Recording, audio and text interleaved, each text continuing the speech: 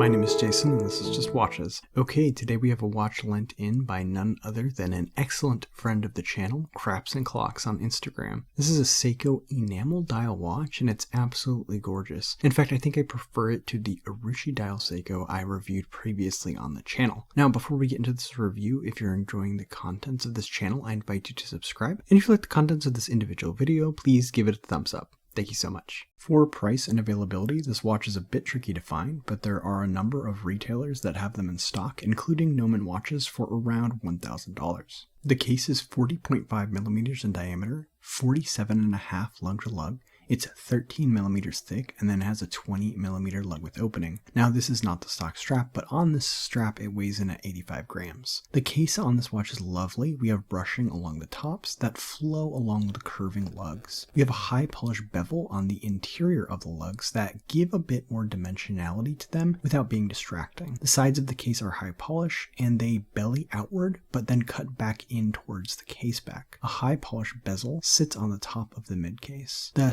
slight curve down in lugs do help this watch wear very comfortably, and despite being 13 millimeters tall, it does wear and appear slimmer on the wrist. Now, this is not the stock strap. This is actually a Vario vintage Italian leather strap, and I'll put a link for this strap in the description. It's really comfortable and I like that it's quite thin. I end up putting this strap on a number of watches.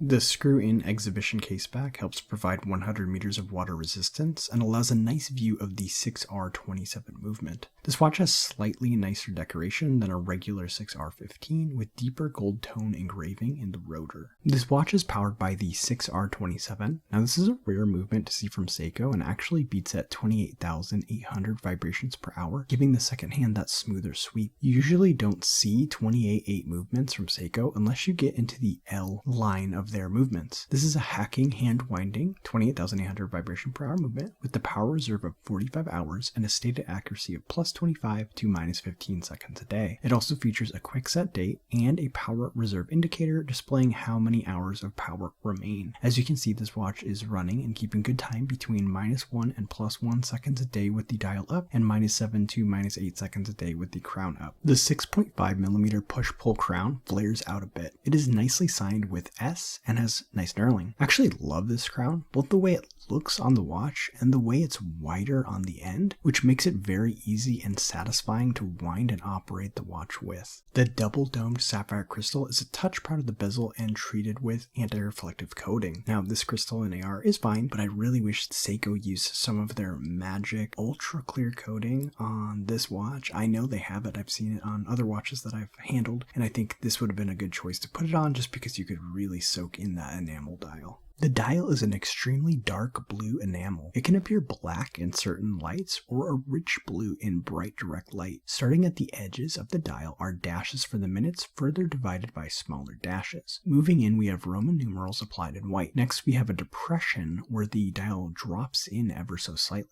This gives great dimensionality to the dial and the light will catch against that curvature in the enamel. This lower section contains the power reserve at 9, the date at 6, and then Seiko, Presage, and automatic printed at 12. This is my first experience with a date display like this one, and while it's a bit tricky to read the date at first, I love the visual representation of how far into the month you are on this sub-register. Now the power reserve at 9 is also a useful feature, however this one does annoy me slightly in the fact that full is at the bottom of the gauge. This is a bit counterintuitive as I usually associate full to be the top of the gauge like the fuel gauge in a car. Nevertheless, I love the dial on this watch. It's a bit busy, but the complications help fill the negative space and actually make the watch feel a bit smaller than its 40.2 millimeter diameter spec. The leaf style hour and minute hands are primarily white except at the hand stack where they are high polish. The length of the minute hand is fantastic, reaching all the way out to the dashes around the edge of the dial. The hour hand is also a very nice length, terminating where the enamel dips down. The second hand is high polish and is also very long with a very beautiful crescent counterbalance. The two hands for the date and power reserve are in the same style as the hour and minute hands. So here is the watch on my 6 3/4 inch wrist. I think it wears slightly smaller than its 40.5 millimeter diameter spec, and I think it also wears a bit thinner than its 13 millimeter spec. Something about the busyness of the dial just makes this one feel a bit smaller. For pros and cons, starting with the pros. First, this dial is spectacular. You really aren't going to see many enamel dials in this price range, and Seiko did a stellar job with this one. Second, I really like to see this movement used at this price point. It's strange that Seiko doesn't seem to use these higher beat movements very often outside of some of their more premium watches, so this feels like a little bit of a hidden gem because of that. Finally, I love this crown. I wish more of the dressier Seiko watches would use this style of crown. It looks great and it's fun to use. As for cons, I don't like the way they fit the Roman numerals on the dial. They used a combination of both clipping some of them and then smushing others. You won't really notice it unless you look for it, but it seems like they could have just done it one way or the other. Second, while I don't find it obtrusive to wear, this watch is 13 millimeters thick, which is on the thicker end for this style of watch. For comparables, again, enamel dials are rare at this price point. Seiko is one of the few brands that I know of that has one at sub $1,000. However, for more, you could check out Anordain. They're masters of hand-finished enamel dials. I had the pleasure of handling their watches at Windup, but unfortunately have not had one on the channel for review. So there you have it, the Seiko Presage Blue Enamel Dress Watch. What do you think about this watch? Let me know in the comment section below. As always, if you're enjoying the contents of this channel, I invite you to subscribe. And if you like the contents of this individual video, please give it a thumbs up. That's all for this time.